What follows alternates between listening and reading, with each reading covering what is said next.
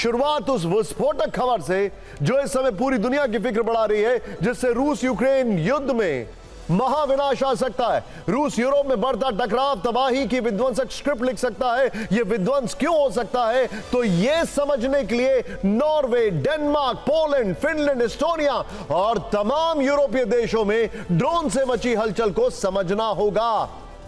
Europe के कई देशों में अज्ञात ड्रोन की घुसपैठ से हड़कंप है। नेटो देश इसके लिए रूस को जिम्मेदार ठहरा रहे हैं, आरोप लगा रहे हैं। वो रूस पर हमले की योजना भी बना रहे हैं। अपने बचाव के लिए बंकर से लेकर अस्पताल तक बनवाए जा रहे हैं। लेकिन रूस ने पश्चिम को हद में रहने की चेतावनी दे दी है। खुद पुतिन ने चैलेंज दिया है। चैलेंज यह दिया है कि रूस के विरुद्ध किसी भी तरह का मिस एडवेंचर पश्चिम के लिए खतरनाक हो सकता है।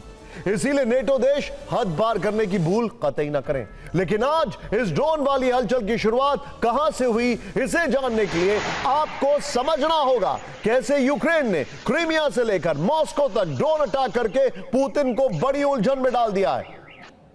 सबसे पहले देखिए कैसे मॉस्को को दलाया गया। रूस की राजधानी मॉस्को में रात के अंधेरे में एक साथ कई ड्रोन अटैक हुए। रिहायशी इलाके में यूक्रेनी ड्रोन के अटैक के बाद तबाही मच गई। कई कारों को भारी नुकसान पहुंचा है। पार्किंग लॉट में विजुअल उसी का है। रिपोर्ट है कि मॉस्को में कुल मिलाकर 7 जगहों पर अलग अलग समय धमाके सुने गए। यानी यूक्रेन ने इस युद्ध को अब मॉस्को तक एक्सटेंड कर दिया। खबर है कि पुतिन अगले 24 घंटे में करारा जवाब देंगे। उसके लिए आपको यह चैनल देखते रहना होगा।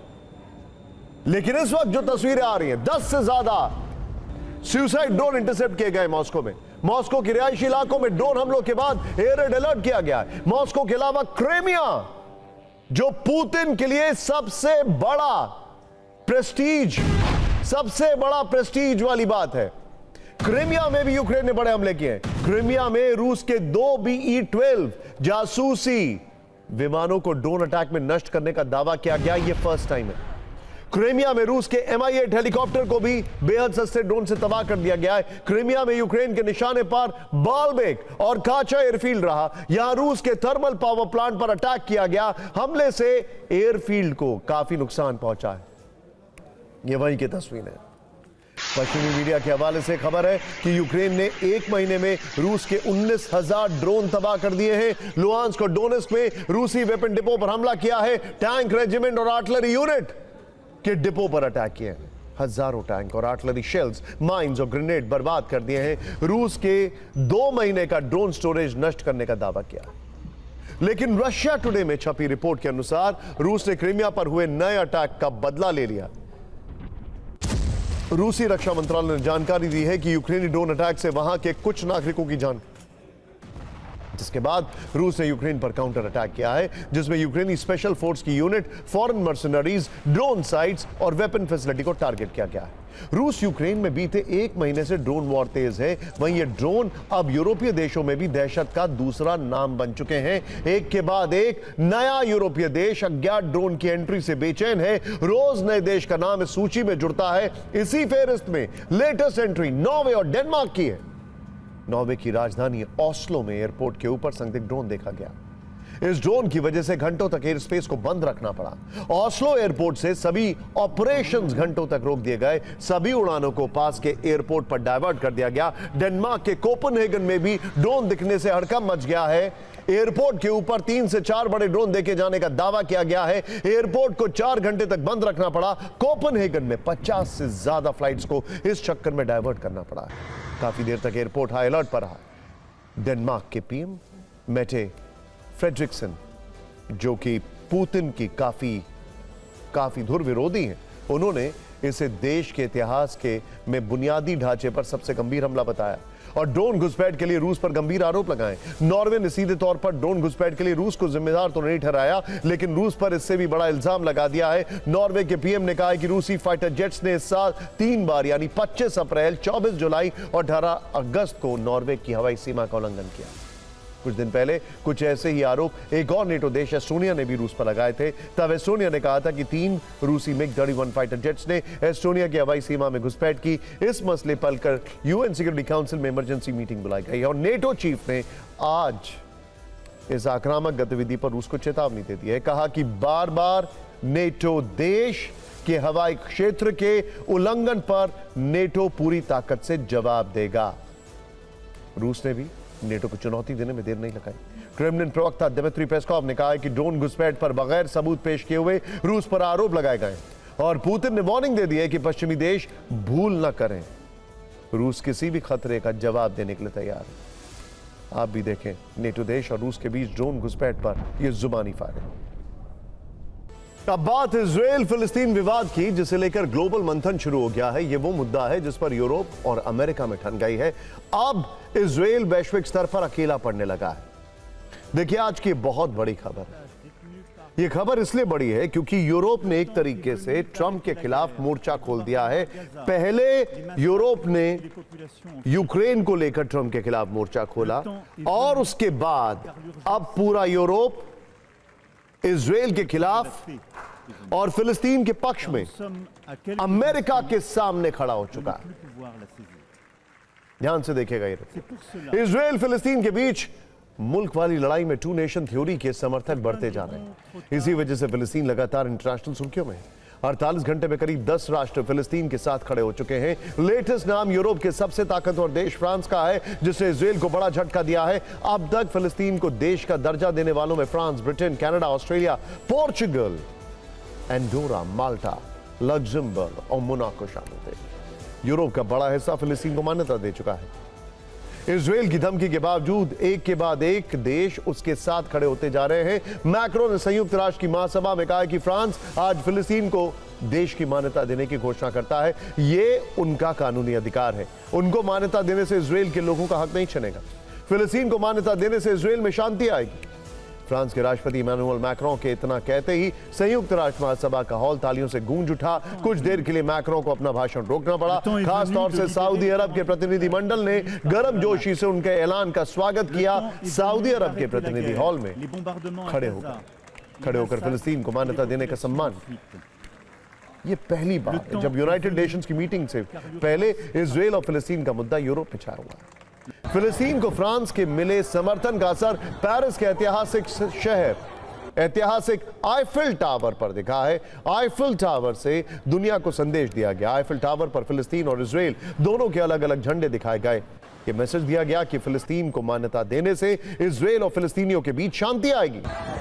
फ्रांस के कई शहरों में फिलिस्तीन को मान्यता देने का जश्न मनाया जाए।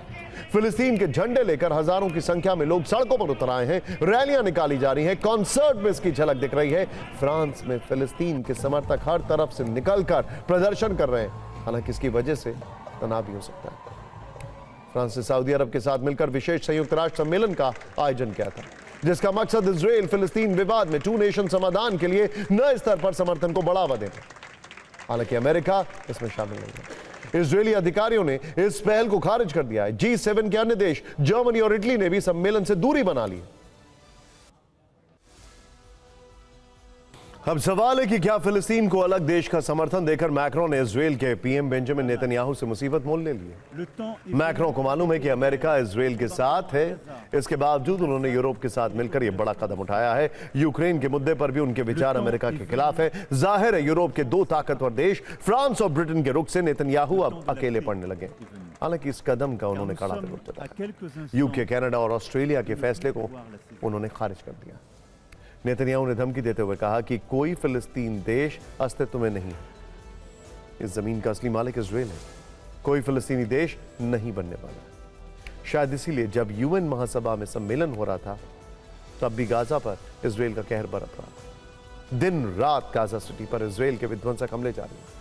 आईडीएफ ने हमास के कई ठिकानों को तबाह करने का दावा किया है। बम से भरे बख्तरबंद वाहनों को विस्फोट से उड़ा दिया गया है। हमास पर टारगेट अटैक किए गए हैं। हमास लड़ाकों का पीछा करके ड्रोन से हमला किया गया है। इमारतों के मलबे में छिपे हमास लड़ाकों को निशाना बनाया गया है। 24 घंटे में वहां 22 लोगों की मौत हो चुकी है। नेतन्याहू चाहे जो कहे, लेकिन यूरोप में फिलिस्तीन के मुद्दे को लेकर आग भड़क गई। फिलिस्तीन के साथ फ्रांस के खुलकर उतरने के बाद इटली जल रहा है, रोम जल रहा है। वहां इसराइल के खिलाफ हिंसक प्रदर्शन हो रहे हैं। फिलिस्तीन समर्थक सड़कों पर उतर आए हैं। इटली के 75 शहर विरोध प्रदर्शन की आग में झुलस रहे हैं। इन शहरों में शिक्षा और परिवहन सेवा ठप पड़ गई है। पोर्ट बंद करने पड़े हैं। मिलान में पुलिस प्रदर्शनकारियों के बीच झड़प हो गई है। ये प्रदर्शनकारी अब इटली से भी फिलिस्तीन को मान्यता देने की मांग कर रहे हैं। उनका कहना है कि इसराइल को हथियारों की सप्लाई रोकी जाए और इटली नेतन्याहू सरकार पर पाबंदी लगाए। इटली में फिलिस्तीन समर्थकों ने तोड़फोड़ और आगजनी शुरू कर दी है। असल में इटली की मिलोनी सरकार ने फिलिस्तीन को अलग देश की मान्यता देने से इनकार कर दिया, जिससे फिलिस्तीन समर्थकों का गुस्सा फूट पड़ा। उन्होंने मिलोनी के खिलाफ नारेबाजी की है। मिलान में करीब 20,000 लोग सेंट्रल स्टेशन पर इकट्ठा हो गए हैं। बसों और रेलवे स्टेशनों में तोड़फोड़ की गई है। पुलिस पर प्रदर्शनकारियों ने स्मोक बम, बोतलें और पत्थर फेंके। 60 पुलिसकर्मी घायल हो गए। रोम में भी हजारों लोगों ने इकट्ठा होकर फ्री फिलिस्तीन के नारे लगाए। इसके अलावा बोल्गना, ट्यूरिन, फ्लोरेंस, नेपल्स और सिसिली में भी विरोध प्रदर्शन हुआ। फिलिस्तीन राष्ट्र को लेकर नेतन्याहू और उनके करीबी दोस्त डोनाल्ड ट्रंप दोनों अकेले पड़ चुके हैं। यूरोप की रणनीति ने उनके प्लान पर पानी फेर दिया है। फिलिस्तीन को मान्यता देने के मुद्दे पर ट्रंप कह रहे हैं कि इससे हमास को ताकत मिलेगी। सुपर पावर अमेरिका के लिए यह इसलिए भी झटका है क्योंकि संयुक्त राष्ट्र सुरक्षा परिषद के 5 स्थायी सदस्यों में 4 फिलिस्तीन को अलग देश के रूप में मान्यता दे चुके हैं। ये सदस्य देश हैं चीन, फ्रांस, रूस और यूनाइटेड किंगडम। सिर्फ अमेरिका ही इसके विरोध में। इस कूटनीतिक हार का गुस्सा अब ट्रंप के चेहरे पर भी दिख रहा है। इजराइल और फिलिस्तीन के बीच 1948 से जंग जारी है। दोनों के बीच जमीन और यरूशलेम स्थित पवित्र अल अक्सा मस्जिद को लेकर विवाद है। इजराइल अमेरिका की मदद से लगातार फिलिस्तीन में अपना आधार बढ़ा रहा है। इसे रोकने के लिए सऊदी अरब ने 2 स्टेट थ्योरी को आगे किया। सऊदी अरब का कहना है कि दोनों की सीमा तय हो जाने और फिलिस्तीन के देश बन जाने से यहां गतिरोध थम जाएगा। फिलहाल फिलिस्तीन में कोई सरकार नहीं। हमास यहां के प्रशासन को कंट्रोल करता है, जिसे ईरान का प्रॉक्सी संगठन माना जाता है। वैसे मैक्रों से हमने बात शुरू की थी और मैक्रों को लेकर हमारे पास न्यूयॉर्क से एक हैरान कर देने वाला वीडियो भी सामने आया। देखिए जरा, इस चैनल ने सबसे पहले आपको आज ये वीडियो दिखाया। फ्रांस के राष्ट्रपति इमैनुअल मैक्रों को न्यूयॉर्क की सड़क पर रोक लिया गया। न्यूयॉर्क पुलिस ने मैक्रों को रास्ते में रोका। असल में हुआ यूं कि ट्रंप के काफिले के लिए रास्ता बंद किया गया था। इसी बीच मैक्रों का काफिला कहीं से निकलने लगा, जिसके बाद उन्हें रोका गया। तो मैक्रों और न्यूयॉर्क की पुलिस में हल्की बहस भी हुई। इसके बाद मैक्रों ने वहीं सड़क से सीधे ट्रंप को फोन लगा दिया। मैक्रों ने ट्रंप से कहा, मैं सड़क पर इंतजार कर रहा हूं, आपकी वजह से सारे रास्ते बंद हैं। ट्रंप ने उधर से क्या जवाब दिया नहीं मालूम, लेकिन न्यूयॉर्क में रोके जाने के बाद मैक्रों पैदल चलने को मजबूर हो गए और मैक्रों को फ्रेंच एम्बेसी तक पैदल जाना पड़ा। ग्लोबल फिक्र के बाद अब आपको भारत के पड़ोस लेकर चलते हैं और पाकिस्तान की बात बताते हैं। एशिया कप में भारत से लगातार हार को लेकर पाकिस्तान क्रिकेट टीम की भयंकर बेइज्जती हो रही है। अब इसमें पाकिस्तान की सेना प्रमुख असीम मुनीर का नाम भी जुड़ गया है। नोट करने वाली बात यह है कि मुनीर की बेइज्जती का श्रेय पाकिस्तान के पूर्व प्रधानमंत्री इमरान खान को जाता है, जो पाकिस्तान क्रिकेट टीम के कप्तान भी रह चुके हैं। इमरान खान पाकिस्तान के रावलपिंडी की अदियाला जेल में बंद है। क्रिकेट की भाषा में कहें तो जेल से उन्होंने पाकिस्तान की हार पर मुनीर कट लगाया है, जो सीधे बाउंड्री के बाहर हो गए। मतलब यह कि इमरान खान ने एशिया कप में पाकिस्तान की हार वाले जख्मों पर नमक रगड़ दिया है, क्योंकि उनके अपने देश के पूर्व प्रधानमंत्री, पूर्व कप्तान लगातार अपमान कर रहे हैं। मुनीर की बेइज्जती कैसे हो रही है, इसे आपको समझाते हैं। एशिया कप में पाकिस्तान की हार पर इमरान ने मुनीर की फिरकी ली। इमरान खान का कहना है कि अगर पाकिस्तान को एशिया कप में भारत से जीतना है तो सेना प्रमुख मुनीर को खुद बल्ला थामना चाहिए, ओपनिंग करनी चाहिए। इमरान खान ने कटाक्ष करते हुए कुछ इस तरह की टीम और कुछ इस तरह के ओपनर्स की इच्छा जताई है। उनका कहना है कि मुनीर को खुद पीसीबी के अध्यक्ष मोहसिन नकवी के साथ ओपनिंग करनी चाहिए। दरअसल इमरान खान की ये इच्छा नहीं, बल्कि वो पाकिस्तान और पाकिस्तान की क्रिकेट टीम के हालात को बयां कर रहे हैं। वो बता रहे हैं कि आज पाकिस्तान की प्लेइंग 11 की स्थिति क्या है। इमरान खान की इच्छा को और विस्तृत रूप से समझिए। जेल से इमरान खान ने मुनीर पर बाउंसर मारा है। वो ये साफ साफ कह रहे हैं कि पाकिस्तान की टीम इतनी मजबूत नहीं है कि वो भारत से जीत सके, इसीलिए सभी खिलाड़ियों को छोड़कर सेना प्रमुख को खुद क्रिकेट के मैदान में उतर जाना चाहिए। मुनीर के साथ साथ वो पीसीबी के अध्यक्ष मोहसिन नकवी का भी नाम ले रहे हैं।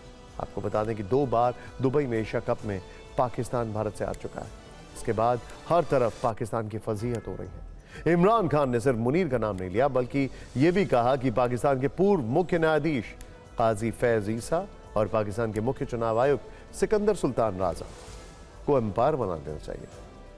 आपको हम दिखा भी रहे हैं कि इमरान खान क्रिकेट के मैदान में कुछ इस तरह का दृश्य चाहते हैं। ओपनर मुनीर और मोहसिन नकवी हों, एम्पायर पूर्व मुख्य न्यायाधीश और मुख्य चुनाव आयुक्त हों। दरअसल इमरान खान ये आरोप लगा रहे हैं कि पाकिस्तान में हर संस्था इस समय चरमरा रही है। क्रिकेट ही एकमात्र ऐसा खेल है जिसे पूरा देश जुनून के साथ देखता है। जब से क्रिकेट की कमान मोहसिन नकवी के हाथों में आई है, तब से ये एक आपदा की तरह है। मोहसिन नकवी ने पाकिस्तान की क्रिकेट टीम को बर्बाद कर दिया है। इसीलिए वो कह रहे हैं कि मैच जीतने का एकमात्र तरीका यह है कि असीम मुनीर और मोहसिन नकवी को सलामी बल्लेबाज के रूप में भेजा जाए, क्योंकि मुनीर हार को भी जीत बताकर जश्न मनाने का भ्रम पैदा कर सकते हैं और मौजूदा व्यवस्था में जीतने का यही एकमात्र तरीका है। आप सोच कर देखिए, जब पाकिस्तान की क्रिकेट टीम में मुनीर जैसा ओपनर हो तो प्लेइंग 11 कैसे होगी? पाकिस्तान की क्रिकेट टीम में कैसे कैसे लोग होंगे, यह भी सवाल उठ रहा है कि वो रनमैन होंगे या गनमैन। इमरान खान के कटाक्ष के बाद पाकिस्तान क्रिकेट टीम को लेकर कई तरह के प्लेइंग 11 की चर्चा हो रही है। आपको इमरान की इच्छा पर आधारित एक प्लेइंग 11 की जानकारी देते हैं। मुनीर की प्लेइंग 11 में असीम मुनीर खुद कप्तान होंगे। इमरान खान की इच्छा अनुसार वो पीसीबी अध्यक्ष के साथ ओपनिंग करने आएंगे। इतना ही नहीं, हाफिज सईद जैसा आतंकी मुनीर की टीम में होगा। ऐसा इसलिए कहा जा रहा है क्योंकि जब कप्तान ही मुनीर होंगे तो उनके पसंदीदा लोगों को टीम में जगह मिलेगी। पिछले कुछ दिनों में मुनीर पर जो आरोप लगते रहे, पाकिस्तान की सेना पर आतंकियों से गुप्त गठबंधन वाले जो दावे किए जाते रहे हैं, इसके आधार पर हाफिज सईद को इस टीम में जगह दी गई। एक नाम मसूद अजहर का भी है। वही मसूद अजहर जो पाकिस्तान में पाकिस्तान की सत्ता के संरक्षण में ऑपरेशन सिंदूर में अपनी खोई जमीन को फिर से पाने की कोशिश में जुटा है। इसके अलावा इशाक डार का भी नाम है। पाकिस्तान के उप प्रधानमंत्री, हो सकता है मुनीर उन्हें उप कप्तान बनाते हैं। और भी नाम है, पाकिस्तान के रक्षा मंत्री ख्वाजा आसिफ, जिन पर आतंकियों की रक्षा करने के आरोप लग रहे हैं। इस टीम में वो मुनीर की फौज की रक्षा करेंगे। बिलावल भुट्टो का नाम भी है, जो ऑलराउंडर की भूमिका में रह सकते हैं। आपने देखा होगा कि कैसे वो सत्ता में नहीं रहते हुए भी सत्ताधारियों के लिए समर्पित रहते हैं।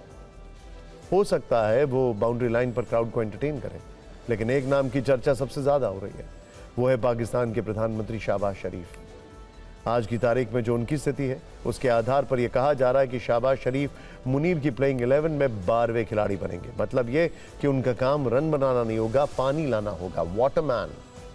उनका काम किसी दूसरे खिलाड़ी के बदले फील्डिंग करने का होगा। पाकिस्तान की स्थिति इमरान की इच्छा के बाद, आप सोचिए पाकिस्तानी क्रिकेट टीम कैसी होगी। यहां बल्लेबाज नहीं बंदूकबाज होंगे, ओपनर नहीं आतंक के आका होंगे, विकेटकीपर नहीं आतंकियों के फील्डर होंगे, गेंदबाज की जगह टीम में बमबाज होंगे। ये सारे दावे पाकिस्तान के पूर्व प्रधानमंत्री इमरान खान ने नए कटाक्ष के आधार पर किए। अब आपको एक ऐसी खबर दिखाते हैं जिसे सुनकर आप हैरान रह जाएंगे, शायद यकीन भी ना हो। जरा सोचिए, एक विमान 30,000 फीट की ऊंचाई पर उड़ रहा है। बाहर का तापमान -50 डिग्री सेल्सियस से भी नीचे। हवा में ऑक्सीजन इतनी कम है कि सांस लेना नामुमकिन। और इन खतरनाक हालात में एक 13 साल का बच्चा बिना किसी सुरक्षा के विमान के पहियों में छिपकर काबुल से दिल्ली की 94 मिनट की जानलेवा यात्रा तय कर लेता है और वो पूरी तरह महफूज है, सुरक्षित है। यकीनन ये किसी चमत्कार से कम नहीं। यह हैरान करने वाला मामला सामने आया है दिल्ली के इंदिरा गांधी इंटरनेशनल एयरपोर्ट से, जहां रनवे के पास सुरक्षा कर्मियों ने एक बच्चे को घूमते देखा। फिर उससे तुरंत पूछताछ के लिए लाया गया। उसके बाद जो कुछ उसने बताया वो सुनकर सब हैरान रह गए। उस लड़के ने बताया कि वो यात्रियों के बीच छिपकर काबुल में एयरपोर्ट के रनवे तक पहुंचा। फिर मौका देखकर विमान के लैंडिंग गियर्स के कंपार्टमेंट में घुस गया और 94 मिनट की उड़ान में वो उसी कंपार्टमेंट के अंदर बंद रहा। लेकिन चौंकाने वाली बात यह है कि इस जानलेवा सफर में वो पूरी तरह से सुरक्षित रहा, क्योंकि एक्सपर्ट्स का मानना है कि जिन कंडीशंस में इस लड़के ने यात्रा की, उनमें जान बचने की संभावना लगभग ना के बराबर होती है। क्योंकि जब विमान उड़ान भरता है तो कुछ ही सेकंड में उसके लैंडिंग गियर्स अंदर की ओर फोल्ड हो जाते हैं। उस हिस्से को व्हील वेल कहा जाता है। इस दौरान अगर कोई व्यक्ति उनके बीच फंस जाए तो बुरी तरह कुचला जा सकता है। लैंडिंग गियर के उस कंपार्टमेंट में कोई सीट नहीं होती, ना पूरी तरह ऑक्सीजन होती है, और सुरक्षा की गारंटी तो बिल्कुल नहीं। जैसे जैसे विमान ऊंचाई पर पहुंचता है, ऑक्सीजन का लेवल तेजी से घटता है और 30,000 फीट की ऊंचाई पर तो ये तापमान -50 डिग्री तक चला जाता है। इतने तापमान में किसी भी आदमी का शरीर और दिमाग जम सकता है और कुछ ही देर में इस तरह से सफर करने वाले शख्स की मौत हो सकती है।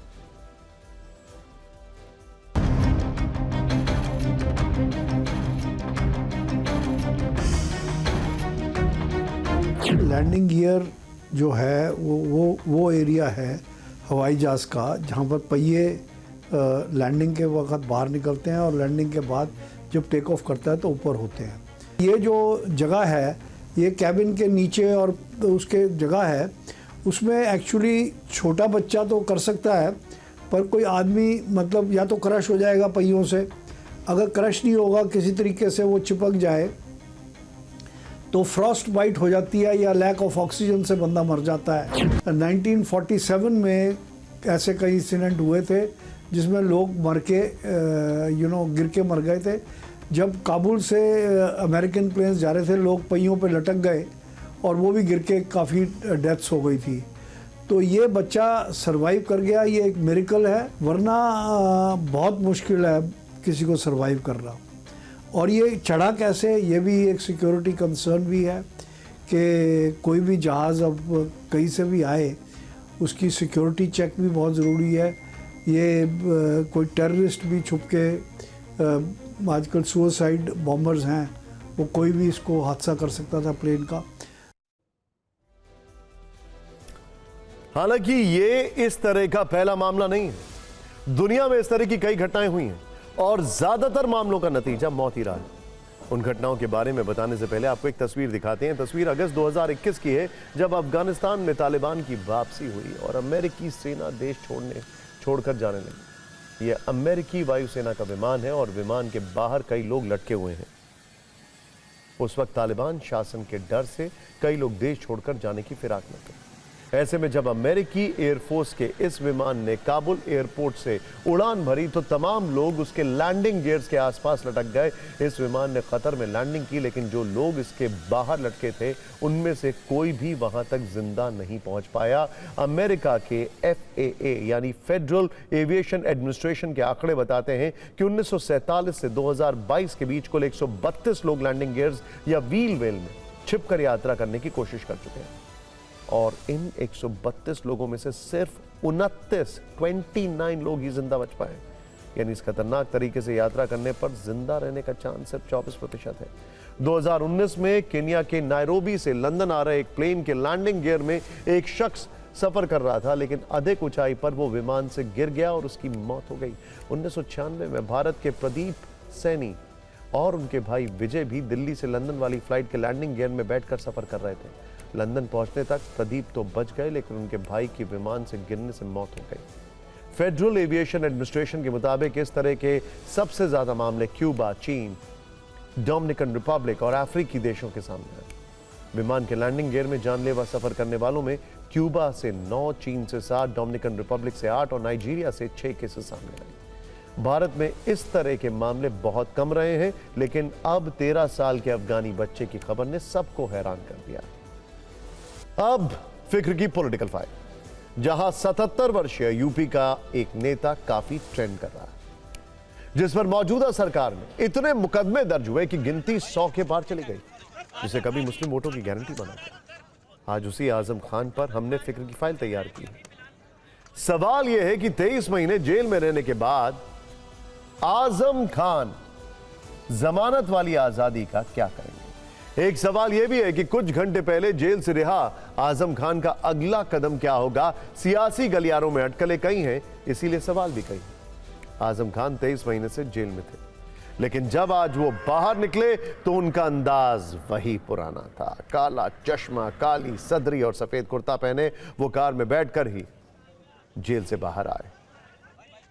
आजम खान के दोनों बेटे उनके साथ थे। बाहर निकलते ही उन्होंने हाथ हिलाकर समर्थकों का अभिवादन किया। उन्हें रिसीव करने मुरादाबाद की सांसद रुचि वीरा और सैकड़ों कार्यकर्ता पहुंचे थे।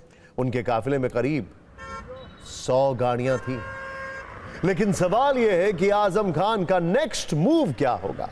यह सवाल इसलिए क्योंकि उनके बाहर आने से पहले ऐसा कहा जाने लगा कि वो बीएसपी में शामिल हैं, मतलब वो समाजवादी पार्टी छोड़ सकते हैं। बीएसपी की तरफ से फ्रेंड रिक्वेस्ट भी आ चुकी है। नगीना से सांसद चंद्रशेखर भी उन्हें अपना बड़ा भाई बता रहे हैं।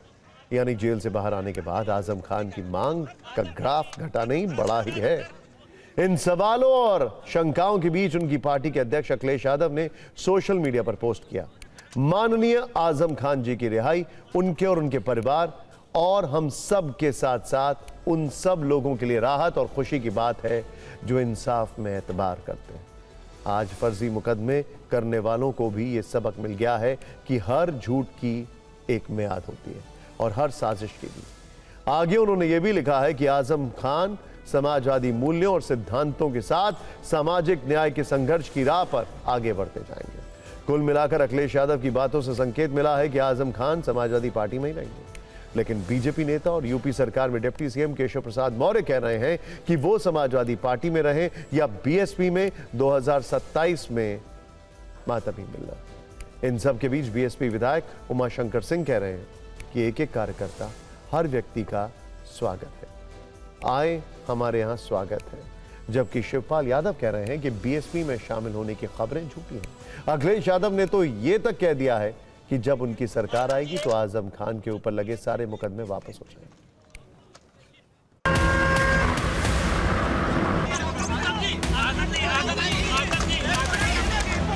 समाजवादी सरकार बनने पर जितने भी झूठे मुकदमे लगे हैं आदमी मोहम्मद आजम खान साहब पर, वो सब वापस लेने का काम सरकार में होगा। तो हर व्यक्ति का स्वागत है, आए हमारे यहाँ स्वागत है। ये सब झूठी खबरें, समाजवादी पार्टी पूरी तरह से उनकी मदद कर रही है।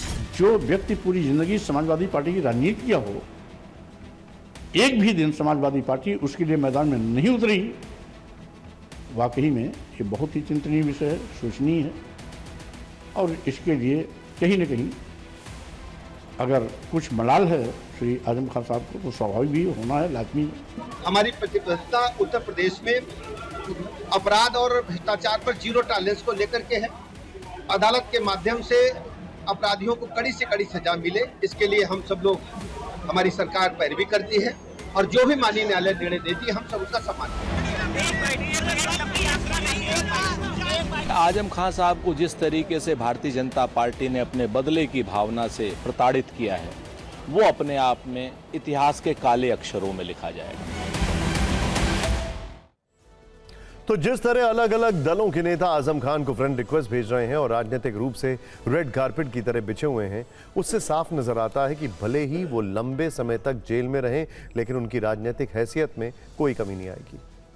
वैसे ये तो आजम खान को लेकर लोगों की उम्मीदें और अनुमान हैं, लेकिन असली सवाल यह है कि आजम खान क्या फैसला करेंगे। आज जब वो जेल से बाहर निकले तो उनका सामना इसी सवाल से हुआ, लेकिन उन्होंने इस पर कोई सीधा जवाब नहीं दिया। तमाम स्पेकुलेशन चल रहे थे, इस पर क्या कहना चाहेंगे? जो लोग अनुमान लगा रहे हैं वही लोग बता पाएंगे। मैं तो सर, अभी अखिलेश यादव ने भी कहा क्योंकि है जेल में किसी से मुलाकात नहीं होती थी, फ़ोन करने की भी मुझे इजाज़त नहीं थी, कोई राब्ता हो ही नहीं पाता था किसी से। तो 2 साल ये और 3 साल पहले 5 साल तो मैं बिल्कुल आउट ऑफ टच रहा। क्या लगता है ये पॉलिटिकल वेंडेटा था, एक बदले की राजनीति जिसके चलते? नहीं, देखिए, बदला तो वहाँ होता है जहाँ मैंने किसी के साथ बुरा किया हो। मैंने तो दुश्मनों के साथ भी बहुत अच्छा सलूक किया। पूरी सरकार में कोई ये कह ही नहीं सकते कि मेरे कलम से किसी के साथ नाइंसाफ़ी हुई हो। सर, अभी अखिलेश यादव ने कहा कि आपके ऊपर जो भी मुकदमे सरकार बनते ही सब वापस लिए जाएंगे, आपको स्वागत कर रहे हैं। अभी लखनऊ उन्होंने कहा। मैं क्या कह सकता हूँ, उन्होंने कहा है तो। अभी तो थोड़ी देर हुई है निकले जेल से। आजम खान के अगले कदम पर भले ही कंफ्यूजन हो, लेकिन उनकी जेल डायरी साफ है, जो योगी आदित्यनाथ के सीएम बनने के करीब 3 वर्षों के बाद से शुरू हुई। 2017 के मार्च में योगी आदित्यनाथ यूपी के सीएम बने और फरवरी 2020 में पहली बार आजम खान की गिरफ्तारी हुई और वहां से उन्हें सुरक्षा कारणों के चलते सीतापुर जेल में शिफ्ट कर दिया गया। वो 27 महीने जेल में रहने के बाद मई 2022 में जमानत पर बाहर आए थे। 2022 में जेल से बाहर आने के बाद करीब 1.25 साल सलाखों से बाहर रह सके। आजम खान को अपने बेटे अब्दुल्ला आजम के फर्जी जन्म प्रमाण पत्र मामले में 18 अक्टूबर 2023 को दोबारा जेल में जाना पड़ा। अब 23 महीने बाद फिर से जमानत पर जेल से बाहर निकल आए, लेकिन आजम खान कितने दिनों तक बाहर रह सकेंगे? वैसे आजम खान का राजनीतिक करियर जितना लंबा है, उन पर मुकदमों की लिस्ट भी उतनी ही लंबी है। पिछले 6 वर्षों में उनके खिलाफ कुल 104 केस दर्ज हुए। इनमें 93 केस रामपुर में दर्ज किए गए, जिनमें 11 जमीनों से जुड़े राजस्व के केस हैं। आजम खान पर दर्ज 104 मुकदमों में 12 मामलों में फैसला आ चुका है। कुछ में उन्हें सजा हुई और कुछ में बरी हो गए। इसके बाद भी आजम खान पर 80 से ज्यादा मुकदमे अभी चल रहे हैं। कुल मिलाकर मुकदमों की लिस्ट देखकर यह लग रहा है कि आजम खान की जेल वाली पिक्चर शायद अभी बाकी है और उनका आगे का राजनीतिक फैसला इन सारी बातों को ध्यान में रखकर हो सकता है। एक अपडेट सुप्रीम कोर्ट का आपको दे देते हैं। यह मामला बुलडोजर एक्शन पर सीजेआई की टिप्पणी से जुड़ा हुआ है। हाल ही में एक कार्यक्रम में उन्होंने कहा कि बुलडोजर एक्शन के खिलाफ फैसले से बेहद संतुष्टि मिली क्योंकि यह मामला सीधे सीधे मानवीय समस्याओं से जुड़ा हुआ था। सर्वोच्च अदालत ने अपने फैसले में कहा था कि कानून के शासन वाले एक सभ्य समाज में बुलडोजर न्याय अस्वीकार्य। Justice B R. गवई और जस्टिस के.वी. विश्वनाथन की पीठ ने 13 नवंबर 2024 को बुलडोजर न्याय की तुलना एक अराजक स्थिति से की थी। देश भर के लिए दिशा निर्देश निर्धारित किए थे। उसी फैसले का जिक्र सीजेआई बी.आर. गवई ने सुप्रीम कोर्ट के वकीलों से जुड़े कार्यक्रम में किया। इस सब के बीच में एक बड़ी खबर आ रही है, please be on stand by. Pakistan से बलूचिस्तान के मस्तंग में जाफर एक्सप्रेस पर फिर हमला हुआ है। रेलवे ट्रैक पर धमाका कर ट्रेन डिरेल कर दी गई है। धमाके के बाद जाफर एक्सप्रेस की कई बोगियां पलटी हैं। ये तस्वीरें वहीं की है, फर्स्ट ऑन टीवी 9 आप देख रहे हैं। ये देखिए जरा, बड़ी खबर इस वक्त की है, बड़ी खबर आ रही है। ये देखिए, बलूचिस्तान के मस्तंग में जाफर एक्सप्रेस पर फिर से हमला हुआ है। रेलवे ट्रैक पर धमाका कर ट्रेन डिरेल कर दी गई है। धमाके के बाद जाफर एक्सप्रेस की कई बोगियां पलटी हुई हैं। सवाल खड़ा यह होता है कि क्या इसमें भी पाकिस्तान के सैनिक थे? फिक्र में बात करते हैं अमेरिका के राष्ट्रपति डोनाल्ड ट्रंप की, जिनका नया डॉक्टर अवतार दुनिया के सामने आया। आपने ट्रंप को एक उद्योगपति के रूप में देखा, क्रेडिट की लालसा वाले नेता के रूप में, यू टर्न प्रेसिडेंट के रूप में भी देखा, और अब वो एक नए रूप में सामने आए हैं जो उनके लिए मुसीबत खड़ी कर सकता है। दरअसल सोमवार को व्हाइट हाउस के ओवल ऑफिस में अमेरिकी स्वास्थ्य मंत्री रॉबर्ट एफ कैनेडी जूनियर के साथ एक कार्यक्रम में डोनाल्ड ट्रंप ने कहा कि पैरासिटामॉल दवा फायदेमंद नहीं है, गर्भवती महिलाओं को इससे बचना चाहिए और केवल तेज बुखार की गंभीर स्थिति में ही लेना चाहिए। उन्होंने कहा कि कई महिलाएं अक्सर एस्टामाइनफेन या टाइलेनॉल का इस्तेमाल करती हैं, जो गर्भ अवस्था के दौरान ऑटिज्म का खतरा बढ़ा सकता है। इसीलिए टाइलेनॉल लेना अच्छा नहीं है। आपको बता दें कि ऑटिज्म एक तरह की बीमारी है जिसका जिक्र ट्रंप अपने बयान में कर चुके हैं। पहले आप ट्रंप का बयान सुनिए, उसके बाद आपको बताएंगे कैसे WHO ने ट्रंप का फैक्ट चेक कर दिया। आपको बता दें कि विश्व स्वास्थ्य संगठन ने ट्रंप के बयान को पूरी तरह खारिज कर दिया। ट्रंप ने कहा था कि इससे बच्चों में ऑटिज्म का खतरा होता है। विश्व स्वास्थ्य संगठन के प्रवक्ता तारिक ज़ारारेक ने कहा है कि पैरासिटामॉल प्रेगनेंसी और ऑटिज्म जैसी बीमारी के बीच किसी भी लिंक के सबूत अभी तक नहीं मिले। यहां पर आपको बता दें कि टाइलेनॉल एक over the counter pain killer है। इसका अर्थ है कि इसे खरीदने के लिए डॉक्टर का प्रिस्क्रिप्शन नहीं चाहिए होता है।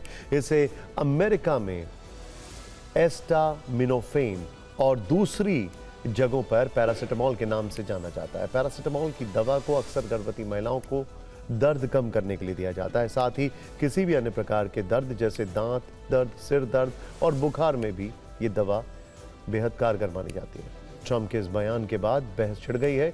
आपके मन में ये प्रश्न होगा कि दर्द होने पर पैरासिटामॉल दवा लेनी चाहिए या नहीं। हमने इस विवाद और बहस के बीच कई डॉक्टर से बातचीत की, देखते हैं उन्होंने क्या कहा। पैरासिटामॉल एक बहुत ही सेफ दवाई है जो कि हम प्रेग्नेंट वुमेन को रेकमेंड भी करते हैं। One of the safest medication that we can use. और ऐसी बहुत सारी स्टडीज़ पहले हो चुकी हैं पैरासिटामॉल के एडवर्स इफेक्ट को लेकर, and one of those medication that can easily be given in pregnancy. किसी एक ड्रग को कल्प्रिट बना देना, वो भी एक ऐसी स्टडी को आधार लेकर जिससे कि प्रूव ही नहीं होता कि ऑटिज्म पैरासिटामॉल से हो सकता है, तो ये बहुत सारे मिसकंसेप्शन फैला सकता है। बिकॉज प्रेगनेंसी में पैरासिटामॉल एक बहुत ही सेफ दवाई है जो कि वाइडली यूज़ की जाती है, और ऐसे में अगर ऐसा मिसकंसेप्शन फैलता है तो लोग इसको यूज़ नहीं करेंगे या फिर हो सकता है ऐसी दवाइयाँ यूज़ करने लगें जो कि एक्चुअल में हानिकारक हैं। फिक्र में अब आगे बढ़ते हैं और बात करते हैं कैसे देश की जहां मच्छरों की फैक्ट्री खुल गई है। मच्छरों की फैक्ट्री, ठीक सुना आपने। ब्राजील के कुरितिबा शहर में मच्छरों की फैक्ट्री खोली गई। ये फैक्ट्री डेंगू से लड़ने के लिए अच्छे मच्छर पैदा कर रही है। अच्छे मच्छरों वाली इस फैक्ट्री का नाम वोल्बीटो डो ब्राजील है। 3500 वर्ग मीटर की फैक्ट्री में 70 कर्मचारी काम करते हैं। ये जो फैक्ट्री है वोल बैकिया बैक्टीरिया से संक्रमित मच्छर तैयार करती है। इसमें हर हफ्ते 10 करोड़ से ज्यादा मच्छर तैयार किए जा सकेंगे। दावा है कि 6 महीने में 70 लाख लोगों को बीमारियों से बचा पाएंगे। इतनी बड़ी संख्या में ब्राजील में मच्छरों की बायो फैक्ट्री इसलिए खोली गई है क्योंकि ये इंसानों की जान लेने वाले दुश्मन मच्छरों से लड़ेंगे।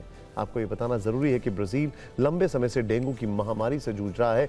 इससे हड्डी तोड़ बुखार भी कहा जाता है। ब्राजील में पिछले वर्ष ही डेंगू से 6000 से ज्यादा लोगों की मौत हो गई।